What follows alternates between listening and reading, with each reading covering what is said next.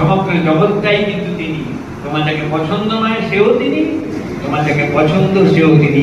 শুধু এই মন্ত্রটা বুঝলেই দেখুন তাহলে কত বড় কাজ হচ্ছে। এই মন্ত্রটা যদি আমি আক্ষরিকভাবে বুঝে থাকি, আমি মানে আমার কথা বলছি, কেউ যে সমগ্র জগৎটা, সমগ্র অখণ্ড মণ্ডল, তাতে শুধু এই পৃথিবী না, যা কিছু আছে, ব্যাপ্তং যেন চরাচরম, তাহলে আমি ঘৃণা বিদ্বেষ কার উপর করবো?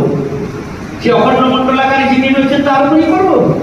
যাকে পছন্দ আমি জানি সে অখণ্ড মণ্ডলাকারকে পছন্দ করছি, ঠিক আছে, কিন্তু যাকে আমি ঘৃণা করছি, বিদ্বেষ করছি, যাকে আমি ছোট করে রাখতে চাইছি, যাকে আমি পদানত রাখতে চাইছি, সেও তো তিনি, খণ্ডভাবে তিনি না। কারণ একটা সমুদ্রের কোনো ঢেউটা কিন্তু সমুদ্র না, কিন্তু কোনো ঢেউ বাদ দিয়েও সমুদ্র না।